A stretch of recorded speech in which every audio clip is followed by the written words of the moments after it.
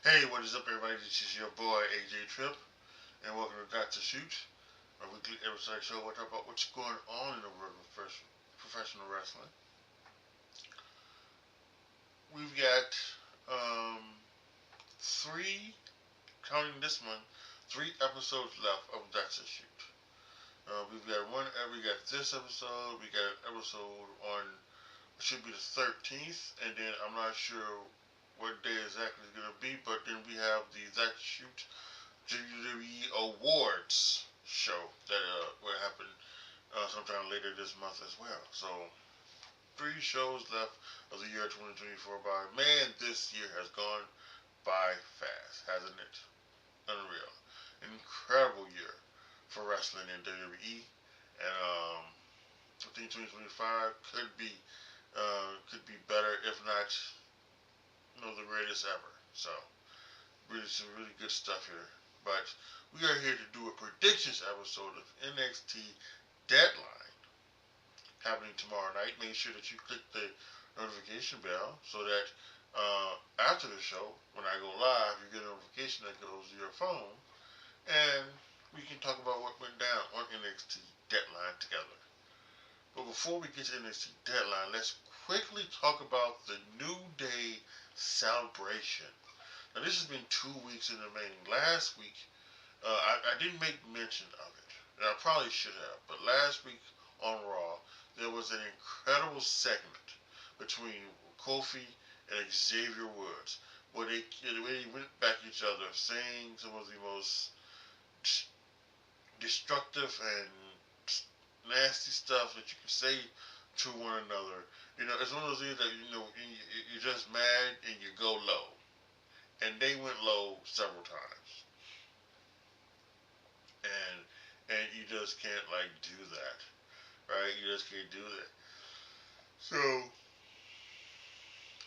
and it was and not only was it so the segment absolutely awesome, but the reactions to the segments, you going on TikTok and looking at all these things, everybody is just, I can't believe it, and it's just amazing. So they announced last week that this week, on December 2nd, it was going to be the 10-year anniversary of the New Day, right? And we all had kind of feeling that Big E was going to show up for it. We just didn't know what was going to happen, right? There were some people, they claimed they know that what was going to happen, but who knows? Ooh, excuse me. So Adam Pearce was in the ring and he introduced the New Day. They had all types of stuff out there for the New Day, the big box of bootios and uh, uh, what's his face's scepter and stuff like that. There's things. They had a bunch of pictures of the New Day in the ring. They got in the ring and they got to talking. And they talking about they were thanking the people and they were thanking everybody, for what is coming. It seemed like they were going to go down to the road of disbanding. They were going to disband the New Day. Um, but then all of a sudden he said, "You want the Big E?" And say that, and Big E came out, and everybody was happy to see him. Kofi and Xavier, it's kind of happy to see him. Big E got into the ring. And he started to cut his promo. He talked about how the stuff they were saying to each other was hurting his soul, and he wasn't gonna let this happen. 10 years of friendship to just go down the drain like this, and so he decided that he was going to until he was able to get cleared of the ring, he was going to come back, be every week, and be the manager for the New Day. Now, can I say that if they did that, I wouldn't have been mad.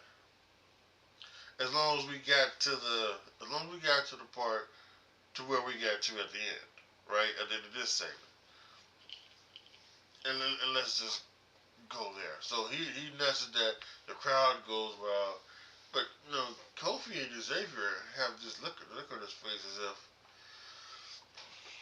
you know, as if to say, no, I don't know if I want this. And Xavier starts it because Xavier's been the heelish one, you know, over the past few months. He's been the heelish one. And, you know, he talks about now, you're going to do this now. And she's like, come on, I broke my neck. I don't know what to do. And then Kofi, surprisingly, says, you left us, and they had a whole bunch of things about how Stone Cold Austin, who broke his neck, he came back. How Kurt Angle broke his neck and he came back. How Edge broke his neck and he came back. And there's others too they could have named. They could have named Lita, who broke her neck and came back. There was at least two others. There was at least two others who got the neck fusion surgery who came back. I can't remember who it was, but I know one of them, Benoit, but we're not going to mention him on television. But you know, they did all of this, right? And they were talking about how Big E was after him for his desk job, and I was like, what desk job? And I was thinking that maybe like WWE gave Big E like a job within the company, but it looks like maybe they were talking about was being at the desk on the pre and post shows of all of the premium live events. Maybe something like that. And remember he was on the WrestleMania panel, you know, a few years ago, not a few years ago, earlier this year. They did like the WrestleMania kickoff show. He's on that panel. So it's great.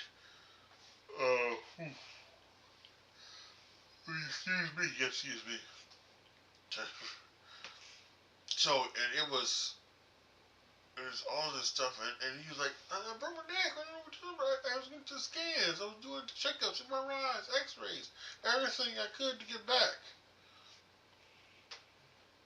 They just said that Big E, he turned her back on, like he left us alone, and then they told him to get out of the ring. Big E was like, he started to leave. He's like, no, and you can hear him. He doesn't have a mic in his hand, but the mic that he had, I think, is on the ground, and then of course Kofi and Xavier had their mics, so he was projecting so that you could hear.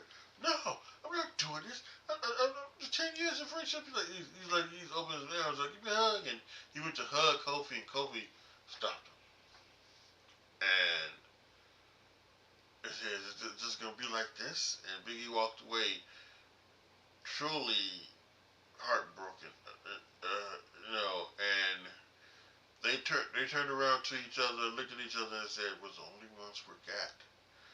And Xavier put out that hand, and Kofi put that hand on there, and they looked around, and the crowd was booing. It was incredible, and it was amazing.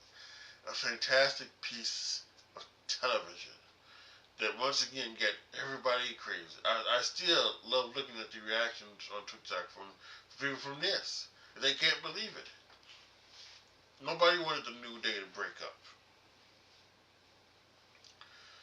And those who wanted the New Day to break up, they didn't want it to be a thing where they would turn on each other. They would just go their separate ways, right? That's how you do. You would go your separate ways. Which, you know, and I thought that might have been one of the things to do as well.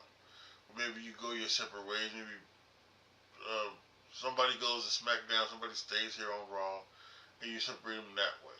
And when I go back earlier, we're talking about the Big E and being their manager. What I could have done is I could have seen like Big E be their manager for the New Day, right? And then they take it to WrestleMania, and they have a tag team title match against who's ever the champion, War Machine or Judgment Day or whoever, right? And they have a tag team match. there. They got it. They lose the match, unfortunately, in the match. The next night on Raw, they would turn on Big E because they didn't win, but they didn't win the match, and then you could have them turn on Big E then. So that's it. Here is one thing I will say. Than it has been. Oh, but maybe not smart. A lot more. They're willing to do things differently now than they did in the past. Still, I think if Big E was able to take a bump, they would have had the New Day attack him because they then would have known. You would have known then, like, what type of, first of all, you would have known that maybe Big E was back in some form or fashion, or you would have known that Big E would have he would have only been able to take one last bump, and then that last bump is to get the New Day over the heels. So, but again, like I said, he's doing things differently these days, so maybe he has been cleared, and he just didn't take them up because they they want to wait for that spot. They want to wait for that spot because maybe as much as it would have been happening last night, maybe that spot is even better when it's on a bigger stage. When it's at the Royal Rumble, when it's at WrestleMania, when it's at January 6th, debut of Netflix. Maybe it's something like that where then that's when it happens. So, because they're trying to make January 6th the greatest night in wrestling history. Raw going to Netflix. They're trying to make that the greatest night in history of wrestling. So who knows? But yeah, I thought it was a truly successful segment. The last 2 weeks have been incredible television from these guys, and it also kind of proves that for what they do, right? The WWE, they have something in mind for everything, and they want to make this to give you the best storytelling there ever has been. And I think the last few years have been the greatest. They have told some of the greatest stories in wrestling history, and it's just been amazing. It's really been amazing. So yeah, I wanted to give you that. Post your comments and put your thoughts in the comment section below. What you thought of the whole New Day celebration thing? Did you like it? Did you not like it? Was you upset at it? What was it? So, yeah. Now, having that being said, let's go ahead and let's do some predicting of NXT Deadline 2024. So, let's start with the tag match. Nathan Frazier, who's pulling double duty tonight, so that's something. I'm not gonna say that they don't need to do it, but I would think this would be the opening match. But Nathan Frazier and Axiom, the tag team champions, are taking on the no quarter catch crew. You have to slow down and say that. Pretty slow. Members Tavian Heights and who's the other guy? Miles Bourne. For the NXT Tag Team titles. Now, I could totally see them dropping the titles to the no quarter catch crew, and then Axiom, they have something to do because you want to talk about something that they've been teasing for a while. They've been teasing the breakup of Axiom and Nathan Frazier for a long time as well. So, probably just as long as they've been teasing Grayson Waller and Austin Theory breakup. So, it's something that they have to try to get over and get into. So, um, but yeah, I think that when it comes down to it, I think they're gonna keep Nathan Frazer in action with the tag team titles for now. But I think this is a story that you should look for in the future to really blow up and have Nathan Frazer in action go their separate ways. So, but I don't think it happens tomorrow night. So I'm gonna say Nathan Frazer in action beat the No Quarter Catch Crew for the tag to retain the tag team titles.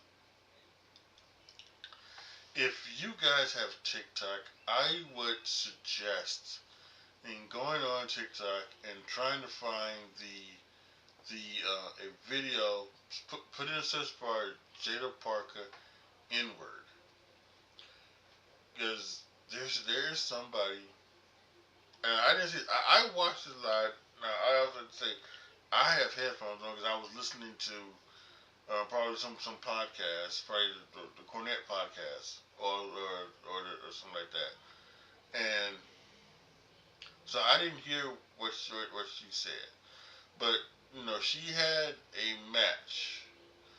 I think she was part of the she's part of the Fatal 4-Way redemption match, try to take a chance to get into the Iron Survivor Challenge, and she didn't get in. Or she didn't get in because of Lola Vice. So she walked to the back, and then while they were talking, she comes out and she's talking about, "You want an NXT Underground match? Let's do it, baby." And she was going all out, and she told people to come up. She's talking to one of the referees. She said, "Take them ropes down. Take them ropes down. Nigga, you heard me." And she goes, "Nigga, you heard me." It's funny, and then she comes back from apparently they come back from the commercial, and she's dropping the S word. She just something about you ain't gonna do that shit here or something like that, and that goes. I guess that went over the air as well. Live TV, and yeah. But it's very funny, especially the dude who caught it on like television or something, or who caught it and didn't recorded it like some of his phones and like that. He was laughing at it. It was hilarious. So Lola Vice faces Jada Parker in an NXT Underground match. Yeah, I think this one does go to Lola Vice. I think for the, Jada Parker has gotten the best of Lola Vice over these past few weeks. Once again, even after Tuesday night, she hit her with an elbow that knocked out Lola Vice, a back elbow. So let's see, but yeah, I think this is Lola Vice's specialty, coming from the MMA world. So I think this is probably a pretty easy victory pretty easy prediction, to see Lola Vice win here over Jada Parker. But and hopefully it'll be more entertaining match than it is before. Because the one that she had was Shayna Baszler was it just didn't hit right. So hopefully this one does, and she'll get the victory for my prediction score. So yeah, Lola Vice wins NXT Underground match. The Women's Iron Survivor Challenge. Participants: Julia, Stephanie Victoria, Ren Sinclair, who won that second chance fatal 4-way match, Sol Ruka, and Zarya, the new signing to NXT. That's the Julia and Stephanie are new signings as well, basically. But so those five, this is a very interesting match. You got Julia, you got Stephanie, you got Zarya, and even you have Sol Ruka, Ren Sinclair. Now, I don't think she has a chance to win, even though they had her at the end of the show holding the title over a laid out Roxanne Perez. Um, but I don't think that I don't think she's gonna be in this, but I think she'll be in this spot to do some good things. But really, it's all about the four things, right? Because you've got Sol Ruka, who's got this incredible following because she's got these one of the greatest finishing moves you'll ever see in the Soul Snatcher. And she's done very good in the ring as well. The new girl Zarya, she's been killing it on the Indies before she got to NXT apparently. Obviously, because WWE wanted to sign her. Same thing with Stephanie Vacour. Even did some stuff in AEW, and then there's now here on NXT, and then there's Julia. Some people who think that she's the best, the best wrestler in the entire world because of the stuff that she did over in Japan. She's here now, so you've got four legitimate candidates for Roxanne Perez, and I'm not sure exactly which way they want to go. There's a part of me that says that you know you give it one of them to to either Stephanie or Julia, and then they win, they beat Roxanne Perez, and then you have that match, Julia versus Stephanie, with one of them being the champion at Stand and Deliver. So I think that's what you do at this. But there is this girl, and they could really be pushed there like the next big thing because she's got the F5 finisher, so she could be one of the big attractions that that they can give it to her. And then again, we talk about Sol Ruka. Now, chance Sol Ruka could be, I think that if she would win, I don't think she beats Roxanne Perez. I think if she wins, or even if Zarya wins, I think they do something to try to keep it on Roxanne Perez, and then it becomes a true threat match between Julia and Stephanie at Stand and Deliver. I think that's where you go. I think you're either doing the one-on-one match between Julia and Stephanie at Stand and Deliver, or it's a true threat match between Roxanne Perez, Julia, and Stephanie at Stand and Deliver. You're either doing one of those two matches.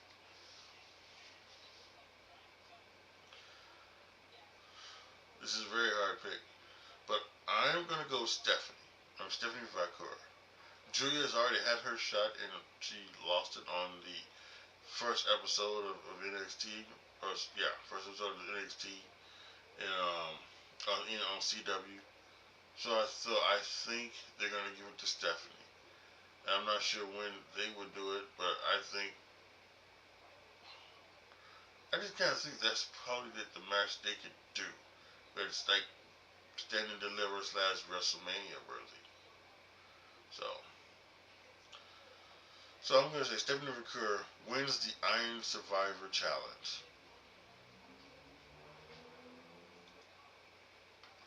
The men's Iron Survivor Challenge includes Wesley, Ethan Page, Nathan Frazier, Javon Evans, and it's supposed to be Eddie Thorpe, although end of last week's not last week, this past Tuesday's NXT, Eddie Thorpe was laid out on the floor in the locker room. So we do not know what his issue is, if he will make it to deadline or not. I have a funny feeling that he will not be able to make it, and the big guy Obafemi will be the one taking his place. I just have a feeling about that. And that's where that's where I want to go, because I think that's kind of the thing that makes sense, right? Obafemi has not been in the show for a few weeks since he lost against the family, at the last Premium Live event. So whereas over for me Ben, this is like the perfect shock thing, right? For him to do, and then him to come out there and just completely destroy everybody, right? He could get like 10 victories, you know. So that seems like the way to go. Um, but I think one of the things that I kind of decided, you know, when I'm doing these prediction videos, is that I wasn't going to do things like that anymore. I wasn't going to. I was just going to, you know, pick the winners.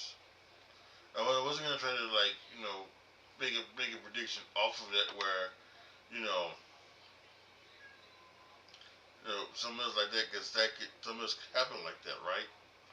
So I wasn't really going to do that. So then you look at the field. Wesley, Ethan Page, Nathan Frazier, Javon Evans, Eddie Thorpe. Now Javon Evans is young. He's bouncy, as they like to say. He's got a lot of fandom behind him, a lot of fan support behind him. But I think he's still maybe too young for, you know, to be like this. We just came off of Trick Williams versus Ethan Page. Do you want to do that again? I'm not sure about that. Trick Williams versus Wes Lee would be a very interesting match.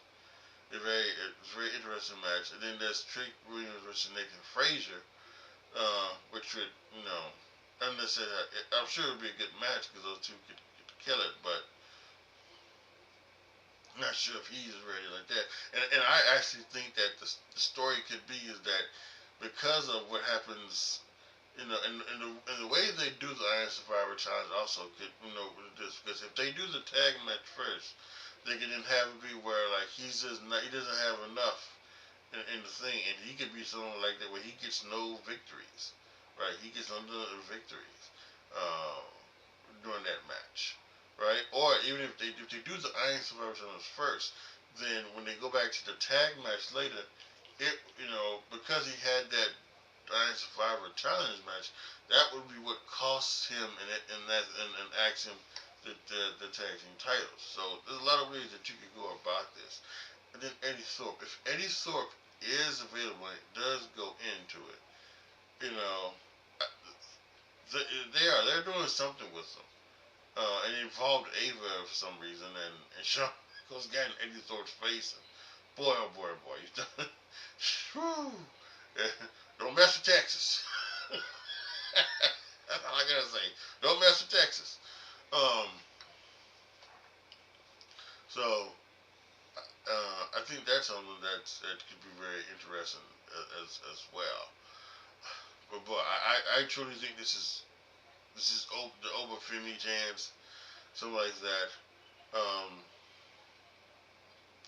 So if we get a report, you know, beforehand, if we get a report beforehand, before the show starts, that Eddie Thorpe is out and Oba Femi is in, then I will come back and I would change my my thing to Oba Femi, and I will make sure that you guys know about it, you know, something like that on like on Twitter or something like that, or I'll come back to this video and I will prove that make sure that I change my thing. But with the way that it's set right now, with these just going with these five, I'm going to pick Wes Lee, knowing that Overfilm is probably going to be the guy who fits in. So, but I'm going with Wes Lee to win the Iron Survivor Challenge. And finally, the NXT Championship match: Trick Williams versus Ridge Holland. They destroyed Chase U, or Ridge Holland did. It's an unreal thing. No more Chase U, but I think it was probably time for it to end. I like the fact that they probably kept them off the air and then find out what the hell they're gonna do with them until then. So I like that. Yeah, I think this is Trick Williams. Again, I talked about this and I said this earlier. You know, Trick Williams is probably gonna hold it until Cindy deliver, and then at that point, again, for what I just said, I think Oba Femi is the guy who does it. And I think over Femi, he you know, once you get an iron, is you win the Iron Survivor Challenge, you get a title match, and I think Obafemi might hold that title match until try to put a title match until standing deliver. So yeah, so I think I think Trick Williams here easily defeats Rich Holland, and I think his title reign continues on. So Trick Williams retains the NXT Championship. So to recap, Nathan Frazier and Axiom retain the NXT Tag Team Championships. Lola Vice beats Mazida Park in NXT Underground. Stephanie Vacour wins the Iron Survivor Challenge for the women. Wes Lee wins the Iron Survivor Challenge for the men. However, that could change to Obafemi if we find out that Obafemi is inserted into the Iron Survivor Challenge before the start of the pay-per-view. And Trick Williams retains his NXT title against Rich Holland. So there you have it, my predictions episode for NXT Deadline. Once again, make sure you click the notification bell, because after it goes off tomorrow night, we will be talking about NXT Deadline live. So we'll make sure you want to be here for that. And another gently reminder again, this is the this is the third to last or second to last, first to last. This is we got 3 more shows left of that to shoot. This one, next week's one on Friday, and then the That to Shoot WWE Awards show that I always do. So make sure you are here for that. Alright guys, thank you guys so much for watching. Post your comments down below. Tell me what you guys think. Let me know what you guys think of my predictions. And of course, any thoughts on the New Day celebration, post those as well. Like the video, share the video, subscribe to the channel. And as always, thank you guys so much for watching. This is your boy, AJTRIP, signing off. As always, be good to each other, y'all. Be careful out there.